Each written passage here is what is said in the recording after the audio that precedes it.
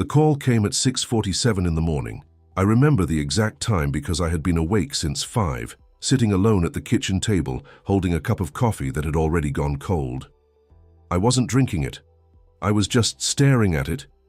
The same way I had been staring at the photograph on the refrigerator for the past 20 minutes. My daughter, Clara. It was her wedding day in that picture.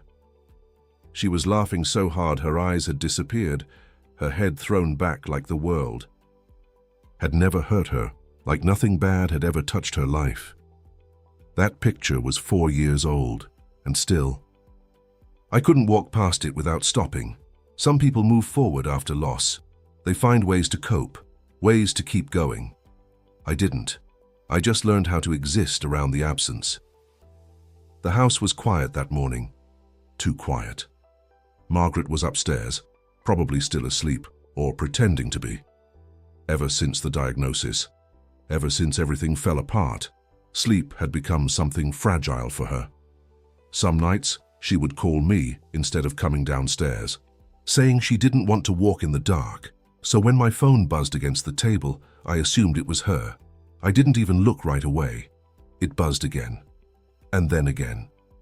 Something about the rhythm of it made me finally reach for it. And when I turned the screen over, my entire body went still. The name on the screen said, Clara. I didn't blink, didn't breathe, just stared at it. 5 letters, Clara.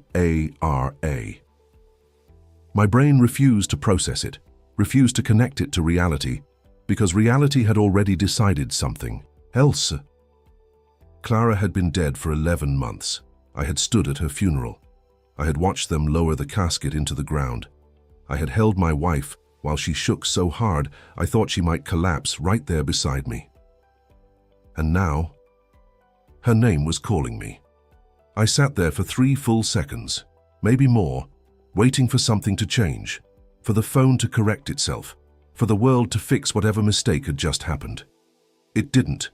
The phone kept buzzing in my hand, so I answered, slowly, carefully, like I was picking up something that might explode. Hello? There was silence, just faint breathing, and something else. Something distant, like a low hum I couldn't place. Then her voice came through, soft, controlled. But unmistakable, Dad. Don't say my name out loud. The mug slipped from my hand before I even realized it. It hit the floor and shattered, coffee spreading across the tiles, but I didn't react. I didn't feel it. Just listen, she said. I want you to understand something about me. My name is Martin Hale. I am not a man who falls apart easily. I spent 31 years working as a civil engineer. I've handled emergencies in the middle of the night, managed situations where one wrong decision could cost lives, sat across from lawyers and officials who were looking for someone to blame. I have buried both of my parents, a brother, and I thought I had buried my daughter. So when I tell you that I sat down on the kitchen floor at that moment, right there beside the broken mug, it wasn't because I chose to. It was because my legs simply stopped working. Dad, she said again, a little firmer this time. I'm alive. The world didn't explode. It didn't stop spinning. It just shifted quietly, like something underneath everything had moved. I'm okay, she continued quickly, but you need to keep acting like I'm not. I stared at the floor, at the spreading coffee, at the pieces of ceramic scattered around my hand, trying to anchor myself to something real. Where are you? I asked. I can't tell you that yet. Her voice didn't shake. That was the first thing that felt wrong. Not the fact that she was alive, not even the impossibility of the situation. It was how controlled she sounded, like she had prepared for this. Please, she said softly. I know how this sounds. I know what I'm asking you to carry, but I need you to trust me. Just a little longer. Trust her. I almost laughed at that, not because it was funny, but because of how impossible it felt in that moment. I had spent 11 months grieving her, watching Margaret fall apart piece by piece, watching our home turn into something quiet and heavy and incomplete. And now, she was asking me to pretend that none of that had changed. There were 1,000 things I could have said, questions, anger, relief, all of it pushing against my chest at once. But none of it mattered, because she was my daughter, and she was asking for help. So instead of everything I was feeling, I said something simple. Tell me what you need. She was quiet for a moment after that, and when she spoke again, her voice softened just slightly. Thank you. She talked for 22 minutes. I didn't interrupt. I didn't question. Didn't even move. I just sat there on the kitchen floor and listened as my entire understanding of the past year unraveled piece by piece. By the time she finished, the sun had started to rise, light stretching across the tiles, touching the edge of the broken mug, and I understood 3 things with absolute clarity. My daughter was alive. Her husband had betrayed her, and everything we believed about her death was a lie.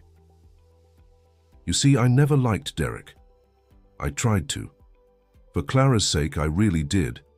But something about him always felt off. He was handsome in a way that felt calculated. The kind of man who knew exactly how he looked from every angle, who adjusted himself depending on who was watching. He worked in financial consulting, or at least that's what he called it. Every time he explained his job, it sounded impressive, but never specific enough to fully understand. He smiled easily, agreed, quickly, and he had this way of making people feel comfortable, while never actually letting them get close. Clara met him when she was 31. She had always been steady, practical, the kind of person who planned her life carefully. And then Derek came along and changed everything. He makes life exciting. She told me once, he makes it feel like something big is always about to happen. I smiled when she said that. I nodded like a supportive father. But inside, something tightened. Because excitement and stability are not the same thing, and I had spent my entire life building things that lasted. Derek didn't feel like something that lasted. He felt like something that could collapse. They got married. 18 months later, I walked her down the aisle. I gave a speech. I shook his hand, and I told myself that whatever I felt didn't matter, because she was happy. At least, that's what I believed. For the first 2 years, everything looked normal: family dinners, holiday gatherings, photos that showed smiling faces and perfect moments. But then, I saw something, just once, and it stayed with me. We were sitting at the table for Margaret's birthday. Clara made a small joke about Derek's golf game. Nothing serious. Everyone laughed. Derek laughed too. But under the table, his hand moved. Grabbed her wrist, not her hand, her wrist. And he held it just a second too long. Clara kept smiling, but she didn't speak again for the rest of the meal. I noticed. I didn't say anything, and I've replayed that moment more times than I can count. Because sometimes the first sign is quiet, and if you miss it, everything that follows feels heavier. 6 months before she died. Clara called me on a Wednesday afternoon. She said she just wanted to hear my voice. We talked about normal things. The garden. Documentary I had watched. Nothing important, nothing urgent. But right before she hung up, she asked me something. Dad, do you remember what you used to say about foundations? I frowned slightly. What do you mean? You used to say everything depends on what's underneath. I nodded, even though she couldn't see me. That's right.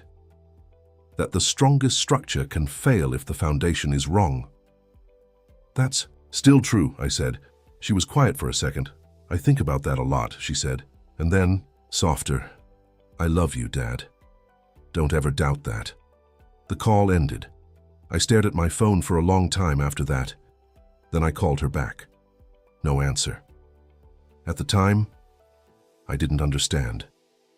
Now I do. That wasn't a casual call. That was a warning. 2 months later, she was diagnosed with a heart condition. Rare, serious, but manageable. She followed every instruction, changed her routine, took her medication. Derek played the role of the perfect husband, attentive, supportive, always present, and I watched him, doing everything right, and still felt something was wrong. Because now I understand something I didn't then. He wasn't taking care of her. He was preparing. 3 months later, on a Thursday afternoon, she collapsed. Derek called for help. She was taken to the hospital, and a few hours later, they said she was gone, just like that. No warning, no goodbye. Heart failure. That's what they told us. That's what we believed. The funeral was held on a cold morning. People came, friends, family, colleagues. But Derek wasn't there. Instead, he sent a message. "I'm sorry. This is too hard for me, too hard." I stood there, watching my daughter being buried, and something inside me changed. Not grief, not anger. Something colder, something quieter. Because even then, without proof, without reason, I knew. Something wasn't right. And I was right. For 11 months I lived with that feeling, that quiet, cold certainty that something about my daughter's death didn't make sense, but I buried it, because what else was I supposed to do? The doctors had their reports, the hospital had its records, the death certificate was signed, stamped, official, and grief. Grief has a way of making you doubt your own instincts. It tells you to accept things, to stop asking questions, to sit with the pain and call it truth. So I did. I went through the motions, the funeral, the paperwork, the slow dismantling of a life that had already been taken from us. I watched my wife fade in ways I didn't know were possible. Margaret stopped eating properly, stopped sleeping, stopped being the person I had known for decades. Some days she would sit in Clara's room for hours, holding on to things that didn't matter anymore, except they did. They mattered more than anything. I kept the house running, paid the bills, mowed the lawn, spoke to neighbors like everything was normal, because someone had to keep things standing. That's what I've always done. I build things that don't collapse. But inside, something had already cracked. And then there was Derek. While we were trying to survive the loss, he was moving on, faster than I thought possible. At first, it was small things, legal processes that seemed to move too quickly, insurance claims that were filed almost immediately, financial accounts being closed, transferred, reorganized. I questioned it once. Just once. A lawyer explained it to me in a calm, practiced tone. "These things are standard," he said. "Time sensitive. It's better to handle them early." I nodded, because on paper, it made sense, but something about it felt efficient in the wrong way. Like someone wasn't grieving. They were executing a plan. A few weeks later, Derek sold the house he had shared with Clara. Just like that. Listed, sold, gone. I remember standing across the street one afternoon, looking at it, the windows, the front door, the place where my daughter had lived her life, and it felt like it had been erased too quickly, like it had never mattered. Then came the trip. Scottsdale. Photos online. Smiling, relaxed. A man who looked like he had already closed that chapter of his life. That's when I started paying attention. Really paying attention. I looked at his social media, something I had never done before. At first, it was just curiosity. Then it became something else, because about 6 weeks after Clara's funeral, she appeared. Sasha. At first, just in the background of photos. A reflection. A blurred figure at the edge, then clearer, standing closer, laughing. And eventually, tagged, named, smiling beside him like she belonged there. I stared at those pictures for a long time, trying to make sense of them, trying to tell myself I was imagining things. But I wasn't, because now I knew the truth. Clara had told me everything. It started 8 months before she died. She had been looking for tax documents in Derek's home office. Nothing unusual, nothing suspicious, just routine. Until she found something she wasn't supposed to see, a life insurance policy, her name on it, taken out 14 months into their marriage. The amount was significant. But that alone wasn't the problem. Couples take out insurance. That's normal. What wasn't normal was what she found inside it. A printed email thread between Derek and Sasha. Clara knew her. Of course, she did. Sasha had been at their wedding. She had smiled at Clara, hugged her, asked about her health during holidays, acted like a friend. The emails went back 2 years, detailed, personal, intimate. But it wasn't the relationship that broke everything. It was the last message, the one that changed everything. Derek had written, "Once the policy matures past the 2-year mark, we won't have to be careful anymore. I've been patient. I just need you to be patient a little longer." Clara told me she read that message 4 times, standing there in the office, hearing Derek moving around downstairs, living his normal life, while hers quietly collapsed. She didn't panic. That's the part that still amazes me. She didn't run, didn't confront him, didn't scream. She put everything back exactly where she found. Went to walk downstairs, poured herself a glass of water, and stood at the sink. Listening to him talk about something meaningless, responding like everything was fine, while inside, everything had changed. Because in that moment, she understood something with terrifying clarity. Her husband wasn't just betraying her. He was waiting, planning, timing something, and she was at the center of it. I asked her why she didn't go to the police.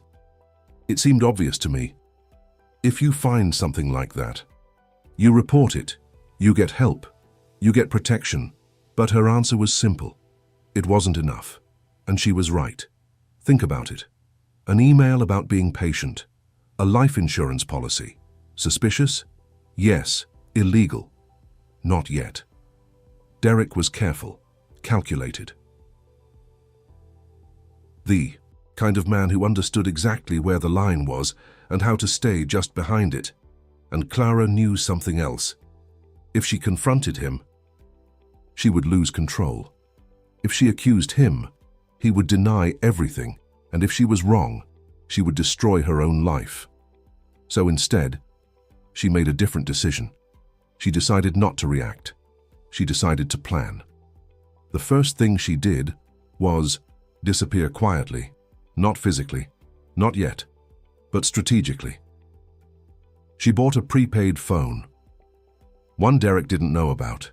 She kept it hidden, used it only when she was alone. Then she started documenting everything. Photos of the emails, records of financial movements, dates, times, patterns, anything that could matter later. She opened a separate bank account in a different city, moved small amounts of money into it, carefully, slowly, never enough to be noticed. She told no one, not me, not her mother, no one Derek had ever met, except one person, a woman named Louise, someone from her past, someone outside Derek's world, someone she could trust. Louise had a guest room, no social media, no connection to Clara's current life. That's where the real plan began, but the most important part. The part that changed everything was her diagnosis, the heart condition. It was real, but what Derek didn't know was that it wasn't as unpredictable as he believed. Clara began to understand something terrifying. Derek had likely been researching it, studying it, looking for ways it could be used. That's when she made the move that saved her life. She told her doctor, not everything, but enough. Enough to make it clear. She wasn't safe. Her cardiologist listened, and within minutes, Everything changed because Clara didn't just find help, she found the right kind of help. People who understood situations like this. People who knew how to build something complex, carefully, legally, quietly. And that's when the plan stopped being survival and became something else. Something precise. Something controlled. Something that would not only protect her, but expose him. And that plan started with her own death. The plan to disappear didn't happen overnight. It wasn't impulsive. It wasn't emotional. It was built, step by step, like something engineered to hold weight. That's who my daughter was. Careful. Precise. She didn't just want to escape. Derek, she wanted to make sure he could never do this to anyone else again, and that required patience, the kind of patience most people don't have. For weeks, she lived beside him like nothing had changed. She cooked dinner, asked about his day, sat next to him on the couch, slept in the same bed, all while knowing exactly what he was capable of. I've tried to imagine what that must have felt like, to smile at someone, to speak normally, while understanding they were quietly waiting for your life to end. Most people would break. Clara didn't. She adapted, she observed, and she prepared. Through her doctor, she was connected to people who specialized in situations like this.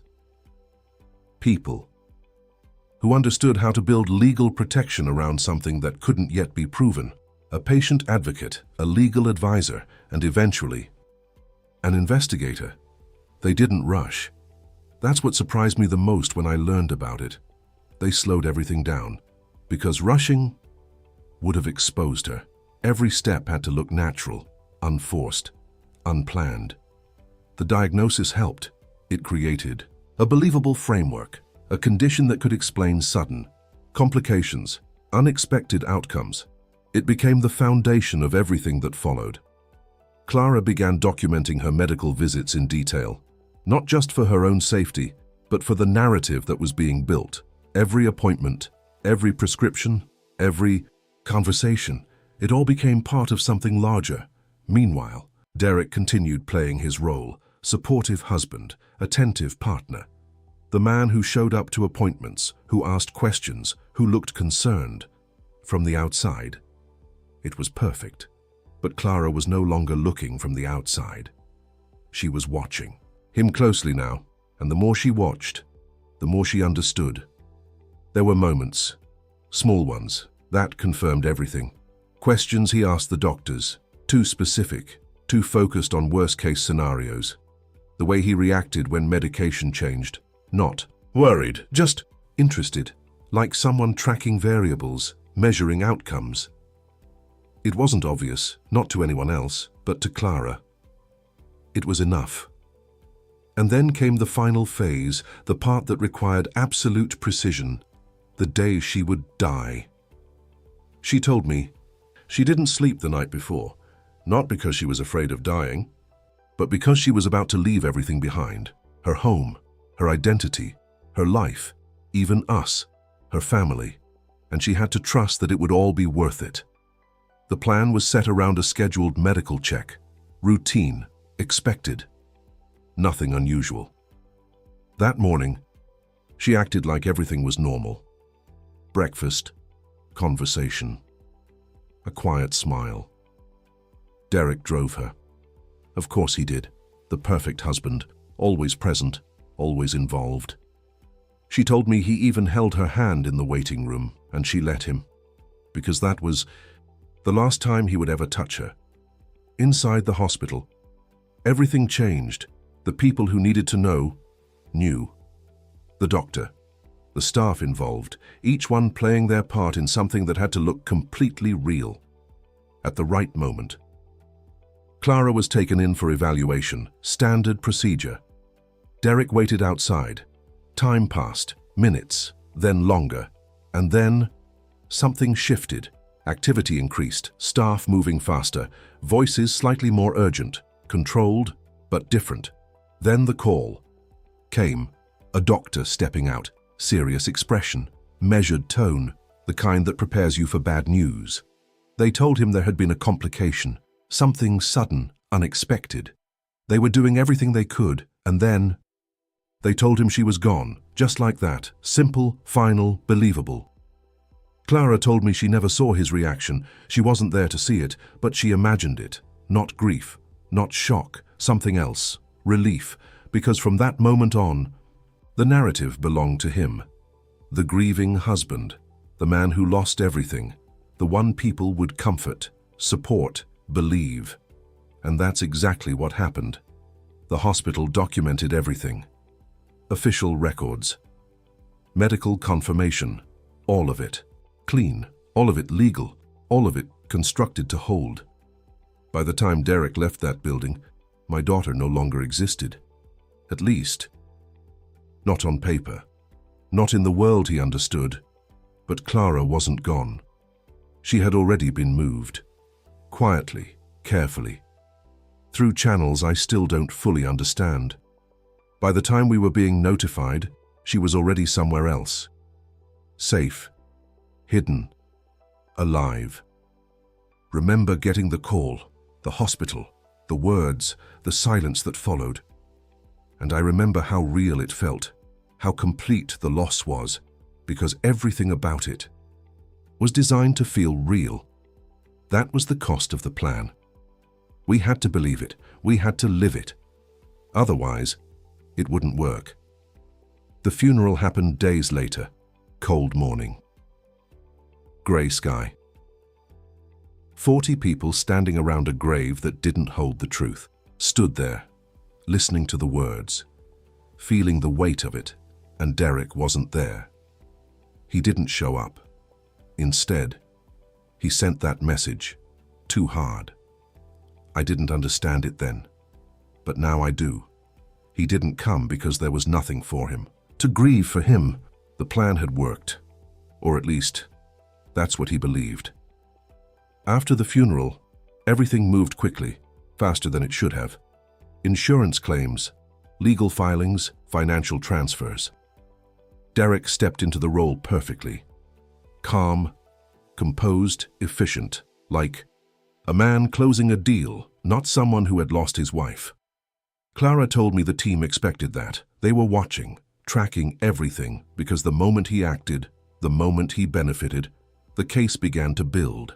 Every document he signed, every claim he filed, every decision he made added another piece, another layer, another weight, and Derek walked straight into it, without hesitation, without doubt, because as far as he knew, the foundation beneath him was solid.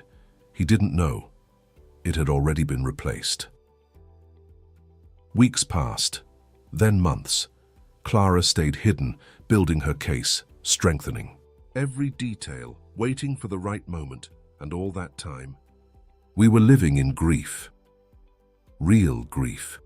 Heavy, unavoidable. That was the part that almost broke me when she told me, because while she was surviving, we were mourning. Margaret stopped being herself. The house changed. Everything felt incomplete, and I carried that weight every day, without knowing it was temporary, until that morning. 47, her voice on the phone, telling me the truth, telling me to trust her, and asking me to do something I never imagined I would have to do. Pretend she was still gone for just a little longer. After that call, nothing in my life felt stable anymore. Outwardly, everything stayed the same. I woke up, made coffee, checked the mail, spoke to Margaret like I always did. But inside, I was carrying something that changed everything. The truth, my daughter was alive, and I couldn't tell anyone, not even my wife. That was the hardest part, harder than the shock, harder than the fear. Sitting across from Margaret at the dinner table, watching her push food around her plate, knowing that I could end her pain with a single sentence. She's alive. 2 words, that's all it would take. But I didn't say them, because Clara had asked me not to, because there was a plan. Because this wasn't over yet, so instead, I stayed quiet. I nodded. I listened. I carried it alone. Days passed, then weeks. Clara called a few more times, always from different numbers, always brief, careful, measured. Each time, giving me just enough to understand what was happening. The investigation was moving forward, slowly, deliberately. Every financial move Derek had made was being tracked. Every document he signed was being examined. Patterns were forming. Clear ones. Too clear to ignore. He had filed the insurance claim almost immediately. No hesitation, no delay, everything submitted cleanly, confidently, like someone who knew exactly what he was doing. Because he did. But what he didn't know was that every step he took was being recorded, preserved, built into something much larger than he could see. Clara told me about the investigator, a man named Garrett. Quiet, precise. The kind of person who didn't waste words. He had been working alongside the legal team for weeks, digging through Derek's financial history, tracing patterns that went back years. And what he found was exactly what they needed. Not just suspicion, not just coincidence, but consistency. Decisions made long before Clara's death that pointed in one direction. Preparation, intent, planning. This wasn't something that had developed suddenly. It had been building, quietly, carefully. Just like Clara's plan had. Only his was about control, and hers was about survival. Then, 23 days after that first phone call, I got another call. Different number, different voice. Mr. Hale. Yes. This is Garrett. There was a pause, not hesitation, just precision. We're close. I didn't speak. I just listened. The financial case is solid. The insurance claim has created a clear entry point. The documentation supports fraud, and we have enough to move forward. My hand tightened around the phone. What do you need? From me? Another pause. Short, measured, one more piece. I waited. We need you to invite Derek to dinner. I didn't respond immediately, because I understood what that meant. Not just the action, but the moment, the timing, everything leading up to it. You want him comfortable, Garrett continued. You want him thinking the past is settled, that nothing is coming, that he's safe. Safe. The word felt wrong, but I understood it. He trusts you, Garrett said. And right now, that matters. I closed my eyes for a second. Then I nodded, even though he couldn't see me. I'll do it. The call ended, and I sat there in my car for a long time, staring at nothing, because I knew everything was about to change. That evening, I called Derek. He answered on the second ring, warm, familiar, like nothing had ever happened. Martin, he said, it's good to hear from you. Good to hear from me, after 11 months, after everything. I've been thinking about you, I said, and I meant it, just not in the way he thought. We talked for a few minutes. Normal conversation, careful, measured. He played his role perfectly, still grieving, but healing, still respectful, but moving forward. I matched him, word for word, tone for tone, because that's what this required. By the end of the call, the invitation was set. Dinner, Friday, 7 o'clock, at my house. He accepted immediately, of course he did. When I hung up, I felt something shift inside me, not fear, not anger. Something else, something steady. Like a structure finally reaching the point where the weight it was designed to carry was about to be applied. I went inside. Margaret. It was in the kitchen. I told her Derek was coming for dinner. She looked surprised. Then something softer, something hopeful. That's kind of you, she said. Kind. I nodded and went upstairs. Friday came faster than I expected. The day passed slowly. Every hour felt heavier, every moment more precise.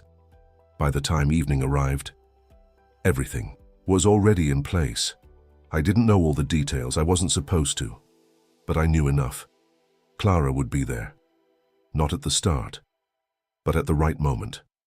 The investigators would be close, watching, waiting, and Derek would walk in believing he was safe. He arrived at 6:55, 5 minutes early.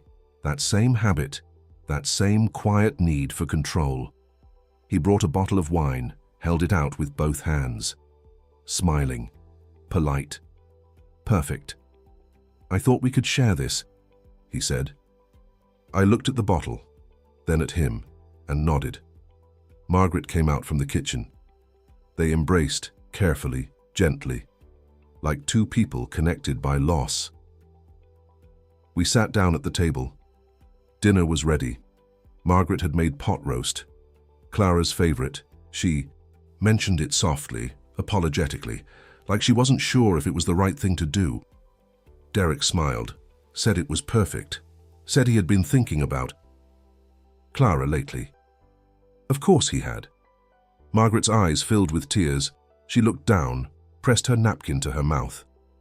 And I watched him. I watched the way he observed her reaction, the way he adjusted his tone, the way he performed, and for the first time, I saw him clearly, not as my son-in-law, not as part of our family, but as exactly what he was, a man who believed he had already won. We talked for 40 minutes, small things, safe things, the neighborhood, my work, his new place. He described it carefully, not too excited, not too proud, just enough, always just enough. Then the doorbell rang. Derek looked up. "Are you expecting someone?" I nodded. "I think so." I stood up, walked to the door. Every step felt deliberate, measured, like I was moving towards something that had already been decided. My hand rested on the handle. For a moment, I didn't move. Because I knew, on the other side of that door, everything was waiting.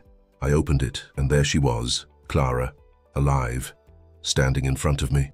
For a moment, I forgot how to breathe. She was standing right there, on my front porch, alive, real. Not a voice through a phone, not an impossible name on a screen. My daughter. Clara looked thinner than I remembered. Her hair was shorter, her face sharper, somehow. Not weaker, just changed. Like the past year had carved something new into her. She was wearing a grey coat I didn't recognize, her hands were tucked into the pockets. But her eyes were exactly the same, and in them I saw everything at once. Fear, relief, exhaustion, love, all of it. Neither of us moved at first, because how do you move through a moment like that? How do you step across 11 months of grief and silence and survival? You don't. You just stand there for a second and let reality catch up. Then I stepped forward and wrapped my arms around her, and the sound she made, I will remember for the rest of my life. Not a sob, not a word. Something deeper. Something pulled from a place where language doesn't exist, like her entire body was finally allowing itself to release something it had been holding for too long. I held her tightly, more tightly than I probably should have, as if some part of me still believed she might disappear if I let go. When I finally pulled back, I looked at her face again. "You ready?" I asked quietly. She nodded, no hesitation, just one small, steady nod, and together, we walked inside. From the dining room, Margaret called out, "Martin, who is it?" I didn't answer. Not because I couldn't, but because this moment didn't belong to words. It belonged to something bigger. Footsteps approached, and then Margaret appeared in the hallway. She saw Clara and stopped completely. Not slowed, not hesitated. Stopped. Like someone had reached inside her and disconnected everything. The color drained from her face, her mouth opened slightly, but no sound came out. For one suspended second, none of us moved. Then Margaret made a sound I had never heard before, something between a gasp and a cry and a prayer, and she moved. Fast. Faster than I had seen her move in years. She crossed the hallway and threw her arms around Clara so hard I almost worried she'd knock them both over, and then they were holding each other, clinging to each other, crying, laughing, not even trying to make sense of it, just existing inside the impossible. I stepped back, watched, and felt something in my chest. Unlock. Something that had been sealed shut for almost a year. Not broken, just frozen. And now, slowly, it was opening. Then I remembered something. Derek. I looked toward the dining room. He hadn't moved. He was still sitting at the table exactly where we left him. But he was no longer the man who had arrived 15 minutes earlier. That version of him was gone. Whatever mask he had spent years building, whatever practiced expression he wore so effortlessly, had vanished. He looked pale, completely still, like his body hadn't yet received instructions on what to do. His eyes were fixed on Clara, not blinking, not comprehending, just staring, because what he was seeing was impossible. And impossible things break people in very specific ways. Clara gently pulled away from Margaret, touched her face briefly, whispered something only Margaret could hear. Then she walked into the dining room, calmly, steadily, and sat down across from Derek, like this was just another dinner conversation. She folded her hands on the table, looked directly at him, and said very simply, "Hello, Derek." He opened his mouth, closed it, opened it again. Nothing came out. Not a single word. It would have been satisfying if it wasn't so surreal. The man who always had the right thing to say suddenly had nothing. Clara tilted her head slightly. "I'm going to need you to stay seated, still calm, still measured. If you try to leave, 2 people outside will stop you." That got his attention. His eyes shifted slightly, toward the hallway, toward me, toward possible exits. Calculating, always calculating. But there was nowhere to go, not anymore. "The fraud charges were filed this morning," Clara continued. Her voice didn't shake once. "Insurance fraud. Filing a false claim based on a staged death." Derek blinked. Once. That was it. No dramatic reaction, no shouting, no denial, just one blink. Then Clara leaned back slightly. "There are also related financial investigations already underway." She paused, watched him, and added, "You should know they've been thorough." At that word, something changed in his face. Recognition, not guilt, not regret. Recognition. Like he finally understood the scale of what was happening, the architecture of it, the planning, the precision, the same things he had once believed belonged only to him. He swallowed, finally found his voice. "Barely. Clara, just her name. Nothing else. Not I can explain. Not this isn't what it looks like. Just her name. And honestly, that was worse. Because it confirmed something I had suspected for a long time. He knew. He had always known." Clara nodded slightly. "I read the email. That landed. You could see it, like a structure taking a direct hit at its weakest point. The one where you told Sasha you just needed to be patient a little longer. Silence. Total silence. Not even the sound of silverware shifting. Nothing. Then, Clara said the line I will probably remember until the day I die. I was patient too. She let that sit there, then added, just about different things. I almost smiled. Not because it was funny, because it was perfect. Derek looked at me then, really looked at me. And I think in that moment, he was searching for something, an ally, a witness, a crack in the structure, some indication that this was all. Too much, too absurd, too impossible. But he found nothing, because I had nothing left to give him. Not sympathy, not confusion, not benefit of the doubt, nothing. Then the doorbell rang again, right on cue. Clara stood, smoothed the front of her coat, and said quietly, "That'll be for you." She walked to the front door, opened it. 2 people entered. Professional, composed. Quiet confidence. Not rushed, not dramatic, just inevitable. The kind of people who arrive when all the important decisions have already been made. One of them introduced himself. The other remained silent. Derek stood slowly, not resisting, not arguing. That surprised me. But then again, maybe it shouldn't have. People like him only fight when they believe they can still win. And now, he knew the game was over. As they approached him, he looked tired for the first time since I had known him. Not physically, fundamentally. Like something inside him had finally stopped performing. He looked at Clara, then at Margaret, then at me, and quietly said, "I'm sorry." Just that. 2 words. Simple. Small. Almost pathetic. I considered them, turned them over mentally, examined them like faulty material, and found nothing useful in them. "No," I said. My voice was calm. "Steady. You're not." He looked down, didn't respond. One of the investigators gestured toward the door. Derek adjusted his jacket. A reflex. A ridiculous little attempt to restore dignity. And then he walked out. Just like that. No scene, no shouting, no collapse. Just a man leaving a house he had once entered, believing he controlled the story. The front door closed behind him, and the house became quiet. Very quiet. Margaret sat down slowly on the couch, still holding Clara's hand, like letting go might undo everything.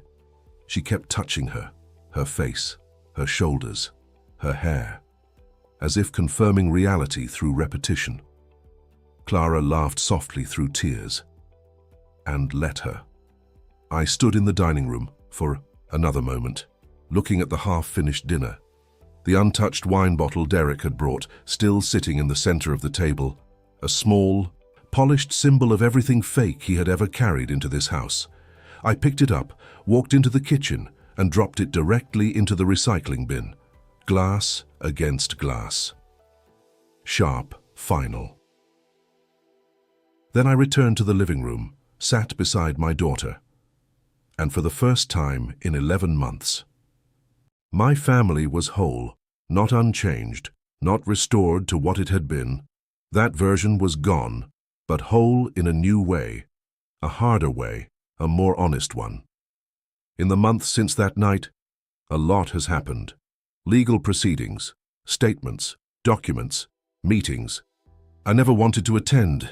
Derek is facing multiple charges, federal and financial. Sasha cooperated, a fact I understand, but do not enjoy. Clara has started over.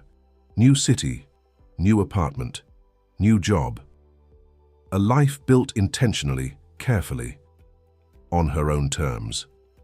Margaret is sleeping again, eating again, laughing sometimes. The sound still surprises me.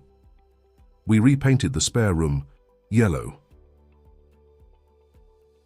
Clara picked the shade herself. Too bright, if you ask me. But I kept that opinion to myself. Some things are worth surrendering. She calls every Sunday morning now, not because she has to, but because she wants to. And every time my phone rings, with her name, I still pause for half a second, just enough to remember, just enough to be grateful. I spent most of my life building structures, bridges, foundations, things designed to carry impossible amounts of weight. And here's what I've learned. The visible part is never the most important. What matters is what's underneath. What holds when pressure comes. What remains steady when everything above it is tested. That year tested all of us more than I thought possible. But Clara survived because when the visible structure failed, she found something stronger underneath, herself and the right people, the right support, the right foundation. So if you're listening to this and something in your life feels wrong, if something beneath the surface doesn't feel stable, pay attention, trust what you know, Ask questions and understand this. You do not have to survive difficult things alone. There are people who know how to help. People who can help hold weight until you can stand again. My daughter figured that out in time, and because she did, I got her back. Not on a miracle, not on luck, but on planning, courage, and trust. The call came at 6:47 in the morning, and if I live another 50 years, I will remember every second of it, because that was the morning I learned something impossible. I had lost my daughter, and somehow